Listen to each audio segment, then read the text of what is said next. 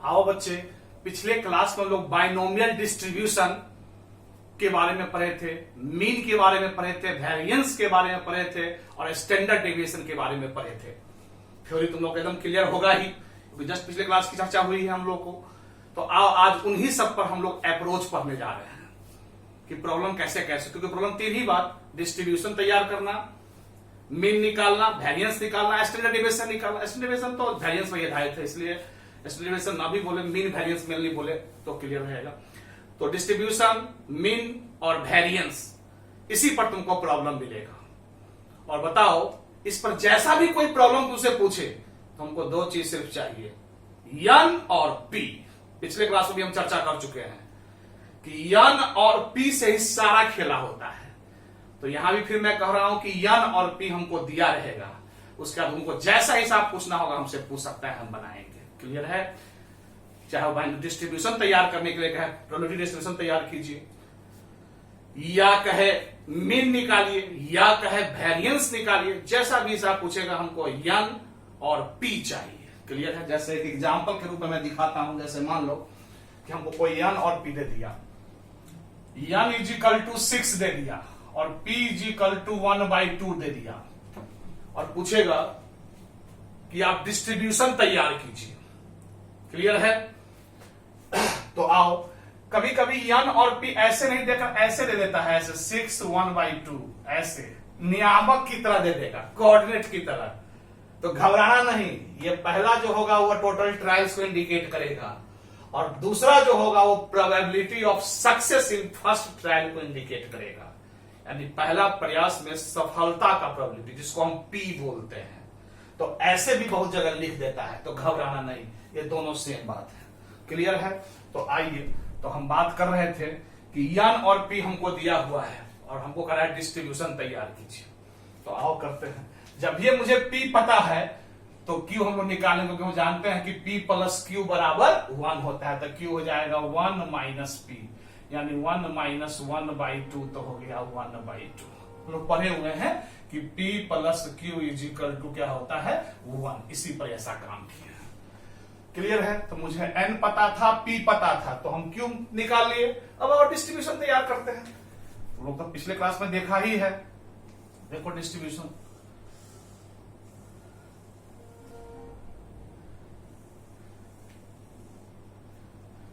अब ये हमारा रैंडम वेरिएबल हो गया, ये प्रोबेबिलिटी ऑफ रैंडम वेरिएबल हो गया।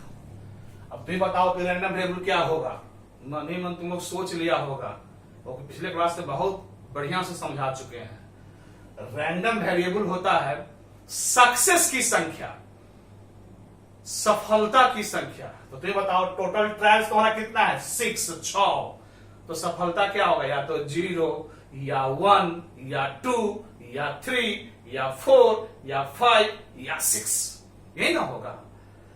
क्लियर है? क्योंकि हम कह चुके हैं कि रैंडम वेरिएबल होता है 0 से लेकर के जितना ट्रायल्स होता है वहां तक। ऐसा इसीलिए होता है क्योंकि रैंडम वेरिएबल सफलता, सक्सेस की संख्या को कहते हैं। तो 6 बार कोई अगर काम करेगा, n दिया हुआ ट्रायल्स, तो सफलता क्या होगा? 0 से लेकर 6 ही बार ना होगा। इसलिए यहां पे हम लोग का रैंडम वेरिएबल हो जाएगा 0 1 2 3 4 5 और 6, क्योंकि n इज इक्वल टू 6 है। रैंडम हो गया 0 1 2 3 4 5 और 6। अब आइए, अब प्रोबेबिलिटी ऑफ रैंडम, इसका प्रोबेबिलिटी वाला बॉक्स को भरेंगे। तो प्रोबेबिलिटी तुम जानते ही हो, पी और क्यू पता ही है।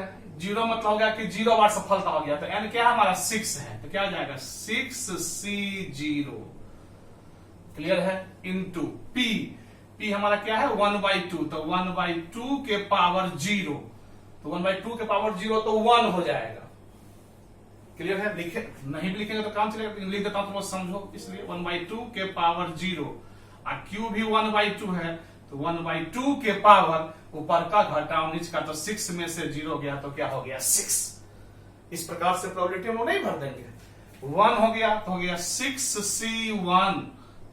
p हमारा 1/2 है, तो 1/2 के पावर 1 इंटू क्यू भी 1/2 है तो 1/2 के पावर 6 में से 1 गया तो 5। 2 का मतलब हुआ सफलता, सक्सेस 2 बार होना चाहिए, एडजेक्टिव 2 बार, तो 6 है टोटल ट्रायल, तो 6C2। P हमारा 1/2 है तो 1/2 के पावर 2, और Q भी हमारा 1/2 है तो 1/2 के पावर 6 में से 2 गया तो 4।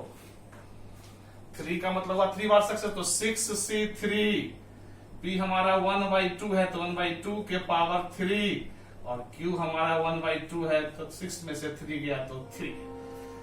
4 तो 6C4। P हमारा 1/2 है तो 1/2 के पावर 4, और Q भी 1/2 है तो 1/2 के पावर 6 माइनस 4 तो 2 हो गया। क्लियर है? यहां पर समझने में कोई दिक्कत? 5 यानी 5 वर्ष पड़ता तो 6C5। P हो गया 1/2 तो 1/2 के पावर 5, और Q भी 1/2 है तो 6 में से 5 हुआ तो 1, और 6 तो 6C6। P हमारा 1/2 है तो 1/2 के पावर 6, और Q भी 1/2 है तो 1/2 पावर 6 में से 6 गया तो 0, यह 1 हो जाएगा। तुमको समझने के लिए ऐसे लिख दिए तो इसका कैलकुलेशन आप कर लेना। 1/2 के पावर 0 तो 1 हो जाएगा, 1/2 के पावर 6 का वैल्यू निकालेंगे, 60 का वैल्यू निकालेंगे, इस प्रकार से इस सब का वैल्यू नहीं निकल जाएगा। क्लियर है? इसी का जैसे निकालना होगा इसका, तो 6C0 क्या हो जाएगा, 6C0 का फैक्टोरियल 6 बाई फैक्टोरियल 0, और फैक्टोरियल 6 में से 0 गया तो 6, इंटू 1/2 पावर 0 तो 1 हो गया, 1 हो गया, इंटू 1/2 पावर 6 तो 1/64 हो जाएगा। तो इससे कट गया, यानी क्या हो गया, 1/64, यानी इस बॉक्स में 1/64 भराएगा। ऐसे ही करके सबका वैल्यू निकाल लेंगे, और इस प्रकार से यही हमारा डिस्ट्रीब्यूशन तैयार हो गया। तो क्लियर है? तो बाइनोमियल डिस्ट्रीब्यूशन समझ में आ गया। रैंडम वेरिएबल तो क्लियर ही रहता है, जितना ट्रायल है 0 से लेकर उतना तक। अब प्रोबेबिलिटी के लिए तो फॉर्मूला पढ़ ही चुके हैं, बस प्रोबेबिलिटी का, क्योंकि P और Q चाहिए तो वही फॉर्मूला NCR जो हम लोग पढ़े हैं पिछले क्लास में, NCR P के पावर R और Q के पावर N-R, इसी फॉर्मूला से हम लोग प्रोबेबिलिटी वाले बॉक्स को भर देते हैं। तो इस प्रकार से हम लोग का ये डिस्ट्रीब्यूशन तैयार हो जाता है। क्लियर है? समझ में आ गया? अब डिस्ट्रीब्यूशन तैयार हो गया तो पहला हिसाब डिस्ट्रीब्यूशन में पूछ सकता है, हमेशा NP दिया रहेगा। अब ये हो सकता है कि N तो डायरेक्ट देगा, P प्रोबेबिलिटी जो 1/2 दे दिए हैं डायरेक्ट, वो डायरेक्ट न देकर घटना बता देगा कि फलाना घटना हो रहा है, तो वहां हम लोग अपने नंबर ऑफ घटना बटे नंबर ऑफ सैंपल स्पेस करके प्रोबेबिलिटी निकाल लेंगे P।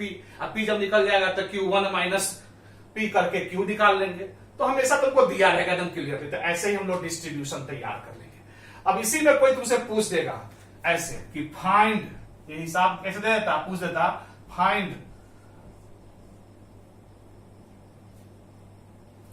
प्रोबेबिलिटी, ऐसे पूछ देता। इसका मतलब है कि प्रोबेबिलिटी निकालिए जब रैंडम वेरिएबल क्या है, 0 है। चाहे फाइंड प्रोबेबिलिटी, तो रैंडम वेरिएबल 0 है, प्रोबेबिलिटी क्या है, 6C0 1/2 के पावर 0 और 1/2 के पावर 6, यही हमारा आंसर हो जाता। कोई पूछ जाता ऐसे, इसको क्या करेंगे, प्रोबेबिलिटी जब रैंडम वेरिएबल क्या हो, 3 हो, तो रैंडम वेरिएबल 3 है, देखो यहां, तो प्रोबेबिलिटी कितना है, 6C3 1/2 के पावर 3 और 1/2 के पावर 3, यही हमारा आंसर हो जाता। तो ऐसे करके तुमसे कोई पूछेगा तो पहले डिस्ट्रीब्यूशन तैयार कर लेंगे, तब उसके उसमें से देख करके तब जवाब देंगे। तो पूछता probability random variable is equal to 2, तो रैंडम वेरिएबल 2 है तो क्या है, 6C2 1/2 के पावर 2 और 1/2 के पावर 4, इसका कैलकुलेशन कर लेते, जो होता है वही हमारा आंसर हो जाता है। तो ऐसे करके कोई पूछ सकता है, या नहीं तो ऐसे करके पूछ सकता है। ध्यान से देखना, बहुत इंपॉर्टेंट बात बोल रहा हूं, उसको इजी मत समझना, ध्यान से सुनना। इजी तो है ही है, खाली देखना है ध्यान से। ध्यान, ऐसा नहीं कि स्किप कर देना वीडियो को, ध्यान से देखो। तुम वीडियो को ठीक से नहीं देखते हो, क्लियर है? इसलिए ध्यान से देखो, हर एक चीज देखो कि हर एक चीज पर मैं बात करते रहता हूं। कभी कभी कहते हैं ऐसे, प्रोबेबिलिटी देखो ये क्या है, ये कह रहा है प्रोबेबिलिटी निकालिए जब random variable greater than equal to 4 हो, यानी रैंडम वेरिएबल या तो 4 के बराबर हो या 4 से बड़ा, तो क्या हो जाएगा, 4 के बराबर, तो 4 के बराबर यही हो गया 6C4 1/2 के पावर 4 इंटू 1/2 का स्क्वायर, 4 या 4 से बड़ा प्लस करके लिखेंगे 4 से बड़ा कौन कौन आ गया, 5 6, यानी 4 वाला भी लेना है, 4 से बड़ा 5 6, यानी तीनों का योग ही मांग रहा है, इसका मतलब ये समझेंगे। क्लियर है? प्रोबेबिलिटी जब रैंडम ग्रेटर इक्वल टू 4 ऐसा अगर कोई बोलेगा तो समझ जाएंगे कि 4 या 4 से बड़ा जो रैंडम वेरिएबल है उसी के प्रोबेबिलिटी का योग हमसे मांग रहा है। तो वो 4 वाला हो गया है, वो 5 वाला 6c5 1/2 के पावर 5 इंटू 1/2 के पावर 1, वो 6 वाला प्लस 6c6 1/2 के पावर 6 इंटू 1/2 के पावर 0। इस सबको वैल्यू निकाल लेंगे, इसका भी इसका तीनों को जोड़ लेंगे, जो होगा वही हमारा आंसर हो जाएगा। ऐसे अगर पूछेगा तो इससे पहले तुमको दिखाया था कि एग्जैक्टली पूछ रहा है, जैसे ऐसे कोई पूछेगा probability random variable equal to 4, इसका मतलब सिर्फ 4 वाला का पूछ रहा है। ग्रेटर इक्वल 4 पूछ दिया, मतलब या तो 4 नहीं तो 4 से बड़ा, तो 4 और 4 से बड़ा जितना रहेगा रैंडम वेरिएबल उसका जो प्रोबेबिलिटी सब रहेगा उसी का योग पूछ देगा। या नहीं तो हिसाब ऐसे भी पूछा जा सकता है, ऐसे भी ऐसे कह देगा फाइंड, ज्ञात कीजिए, ऐसे देखो क्या है, find probability when random variable less than equal to 2, यानी रैंडम वेरिएबल या तो 2 से छोटा हो या 2 के बराबर हो। तो 2 के बराबर है यानी ये, और 2 से छोटा यानी 2 और 2 से छोटा 2 1 0, यही ना है जी। तो इस तीनों का योग हो जाएगा, 2 हो गया 6c2 1/2 के पावर 2 इंटू 1/2 के पावर 4 प्लस 2 छोटा 1 वाला तो 6c1 1/2 के पावर 1 इंटू 1/2 के पावर 5 प्लस 0 वाला तो 6c0 1/2 के पावर 0 इंटू 1/2 के पावर 6 1/2 के पावर 6। ये सिर्फ इसका ही वैल्यू निकाल लेंगे, इसका भी निकाल लेंगे, निकाल के तीनों का ऐड कर देंगे, वही हमारा आंसर हो जाएगा। क्लियर है? तो पूछने का डिस्ट्रीब्यूशन जब तैयार हो जाएगा तो प्रोबेबिलिटी अगर कोई कहेगा तो 3 ही ढंग से पूछ सकता है, या तो ग्रेटर इक्वल करके, तो ग्रेटर इक्वल करेगा तो जहां से इक्वल है वहां से लेकर उससे आगे जितना ही प्रोबेबिलिटी है सबका योग, या लेस इक्वल करके, लेस इक्वल करेगा तो जहां से इक्वल है वहां से लेस जितना है उस सबका योग, या एग्जैक्टली कोई कहता है probability random variable equal to 2, तो इसका मतलब सिर्फ रैंडम वेरिएबल 2 वाला का, यानी सिर्फ ये जवाब देते हैं 6c2 और 1/2 के पावर 2 इंटू 1/2 के पावर 4। आंसर क्या समझ में आया? तो यही 3 ढंग से तुमसे क्वेश्चन कोई पूछ सकता है, या तो इक्वल करके, या लेस इक्वल करके, या ग्रेटर इक्वल करके, ऐसे करके तुमसे प्रॉब्लम पूछ सकता है। तो हमारी बात तो तुम लोग को समझ में आ गई होगी। तो डिस्ट्रीब्यूशन के बाद ऐसा हिसाब पूछा जा सकता है, या नहीं तो कोई पूछता कि find mean and variance, distribution का हिसाब समझ में आ गया। या कोई पूछता कभी कोई डिस्ट्रीब्यूशन दे देता, कहता सही है कि नहीं, तो सबको जोड़ते 1 अगर आ गया तो सही है, नहीं तो गलत है। या पूछता है कि इसका मीन निकालिए, तो मीन निकालने में इस डिस्ट्रीब्यूशन की कोई जरूरत नहीं, सिर्फ एन और पी से हमारा काम हो जाएगा, हम बता भी चुके हैं। अगर मीन पूछता कि मीन निकालिए तो मीन क्या होता है, एन पी, तो एन हमारा था 6 और पी हमारा 1/2 यानी 3 हमारा मीन हो जाता है। क्लियर है? अगर हमसे पूछता कि वेरिएंस निकालिए, तो वेरिएंस भी तुमको हम बता चुके हैं, वेरिएंस हमारा होता है एन पी क्यू, एन हमारा है 6, पी हमारा है 1/2 और क्यू भी हमारा है 1/2। इस प्रकार से 2 से 3 तो 3/2 हमारा हो जाता है वेरिएंस। तो तुम लोग को समझ में आ गया, यानी यन और पी, मैंने यही हम बोल रहे हैं बार बार, यन और पी, या तो यन तो डायरेक्ट हमेशा दिया रहेगा टोटल ट्रैक, पी या तो डायरेक्ट देगा या इनडायरेक्ट, डायरेक्ट में वहां घटना दे देगा और सैंपल स्पेस, तो घटना बटे इवेंट बटे सैंपल स्पेस से हम लोग खुद प्रोबेबिलिटी निकाल लेंगे, और पी पता हो जाएगा तो क्यू निकाल लेंगे, और एनपी क्यू मालूम रहेगा तो डिस्ट्रीब्यूशन तैयार कर लेंगे। डिस्ट्रीब्यूशन के बाद जो इसमें से कहेगा निकालने के लिए जिसका वैल्यू वो कर लेंगे, मीन करेंगे, वेरिएंस करेंगे, वगैरह वगैरह, जैसा भी हिसाब पूछेगा हम लोग काम कर सकते हैं। क्लियर हो गया? समझ में आ गया होगा? चलो भाई, तो ये तो हो गया एक टाइप का हिसाब। और दूसरा टाइप का, इसमें 2 ही टाइप का हिसाब जनरली होता है, और एक टाइप का और क्या होता है जो मैं बता रहा हूं, जरा ध्यान से देखना।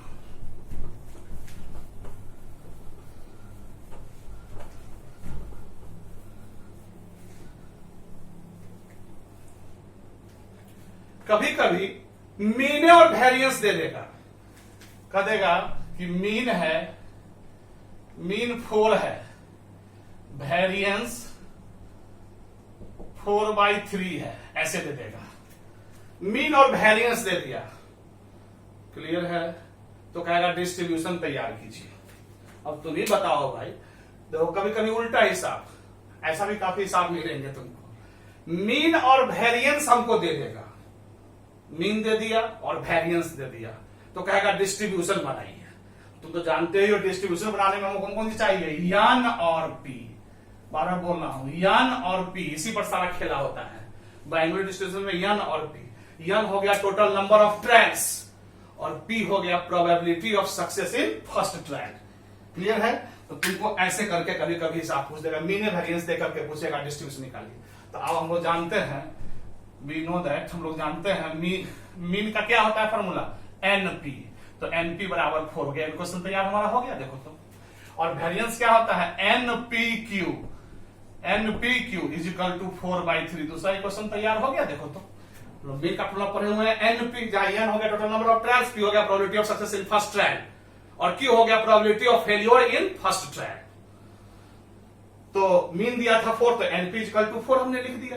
वेरिएंस दिया था 4/3, तो हम एनपीक्यू इज इक्वल टू 4/3 लिख दिया। क्लियर है? अब इस दोनों समीकरण से 1 और 2 से हम लोग काम करेंगे, फ्रॉम 1 and 2 से, 1 and 2 से हम लोग काम करेंगे। तो एनपी का वैल्यू यहां डाल देंगे अगर 1 से 2 में, तो क्या हो जाएगा, 4q इज इक्वल टू 4/3 हो जाएगा। देखो तो क्लियर हो रहा है। एनपी का मान 4 यहां पर हम डाल दिए, तो 4q इज इक्वल टू 4/3 नहीं हो जाएगा, फ्रॉम 1 से 2 में डाल दिया और 4 से 4 कैंसिल हो गया, तो q इज इक्वल टू क्या निकल गया, 1/3। समझ में आ गया? आज जब मुझे q पता हो गया तो क्या p नहीं निकाल सकते हैं, क्योंकि पढ़े हुए लिखे भी हुए बोर्ड पर कि p plus q is equal to 1 होता है। तो आओ तो then p is equal to क्या हो जाएगा, p is equal to 1 minus q, यानी 1 माइनस 1/3 तो हो जाएगा 2/3। क्या समझ में आ गया? मुझे q पता हो गया तो p निकाल लिया, क्योंकि p होता है 1 माइनस q, क्योंकि p plus q is equal to क्या होता है, 1। इसीलिए यहां से p हमारा हो गया 1 माइनस q, तो 1 माइनस 2/3। और जब p पता हो गया तो इस p का वैल्यू समीकरण 1 में डालेंगे तो यह नहीं पता हो जाएगा, पुटिंग दिस वैल्यू इन 1। तो फ्रॉम 1 से क्या हो जाएगा, यन इंटू p का मान है 2/3 इज इक्वल टू 4। यहां से 2 से 2 दूना 4, तो n इज इक्वल टू 6, 3 दूना 6। तो मुझे n पता हो गया, p पता हो गया, q पता हो गया, q ये हो गया p और ये हो गया n। देखो ये तीनों चीज पता हो गया, n p q तीनों हमको मालूम हो गया। तो डिस्ट्रीब्यूशन हमको क्या चाहिए, n और p चाहिए। हमको तो n p तो पता है, q भी पता हो गया, तो क्या हम लोग डिस्ट्रीब्यूशन नहीं तैयार कर सकते हैं? क्लियर है? समझ में आ गया? क्या हो जाएगा डिस्ट्रीब्यूशन, हम यहां कर देते हैं ऊपर में।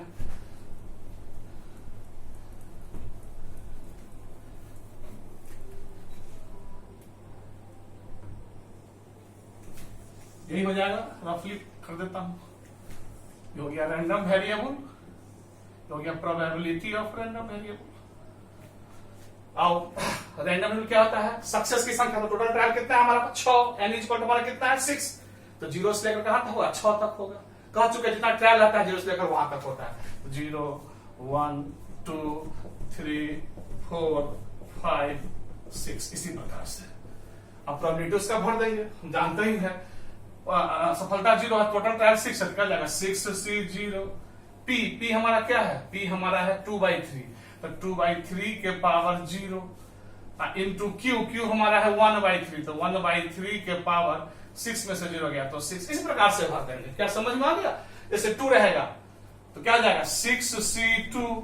p हमारा क्या है 2/3, तो 2/3 का होल स्क्वायर 2 हो गया, और q हमारा है 1/3, तो 1/3 के पावर 6 में से 2 गया तो 4 हो गया। कहीं समझ में आ गया? जैसे 4 ही रहेगा तो 6C4। p हमारा क्या है, p हमारा 2/3 है, तो 2/3 के पावर 4, और q हमारा क्या है, q हमारा है 1/3, तो 1/3 का 6 में से 4 गया। तो इस प्रकार से सब भर लेंगे, वैसे 2-4 को हम भर के दिखाए हैं तुमको। तो डिस्ट्रीब्यूशन क्या हमारा तैयार नहीं हो जाएगा। उतना ही नहीं, कोई पूछता find probability random variable is equal to 2, इतना ही पूछता हिसाब। यानी शुरू में ही कहता हिसाब, ऐसे कहता जैसे हम दिए थे कि मीन है 4, ऐसे हिसाब पूछता। देखो ध्यान से, वेरिएंस है 4/3, तो find probability when random variable is equal to 2, ऐसा हिसाब अगर पूछता, ध्यान से देखना, ऐसा पूछता शुरू में। तो मीन 4 है, वेरिएंस 4/3 है, तो probability random variable equal to 2 हमसे पूछ रहा है, तो रैंडम वेरिएबल 2 हो मतलब 2 बार सफलता आया हुआ है, तो ये प्रोबेबिलिटी निकालने के लिए n p चाहिए कि नहीं चाहिए, तो उसको भी बनाने के लिए हम लोग ऐसे ही बना जैसे समीकरण हल किए हैं, और n का मान, p का मान, q का मान जो निकाले वो निकालते, और तब वहां पर ये डिस्ट्रीब्यूशन नहीं बनाते, ये बक्सा उक्सा बनाने की कोई जरूरत नहीं थी, डिस्ट्रीब्यूशन पूछता तब नहीं बक्सा बनाते, अगर सिर्फ इतना ही पूछता हमसे इतना, तो क्या लिखते ऐसे, probability random variable is equal to 2, मतलब 2 बार सक्सेस हुआ था, टोटल ट्रायल कितना है 6 है, तो हो जाता 6c2 इंटू p हमारा क्या है 2/3, तो 2/3 का पावर 2 इंटू q हमारा है 1/3, तो 1/3 के पावर 6 में से 2 गया तो 4 आंसर।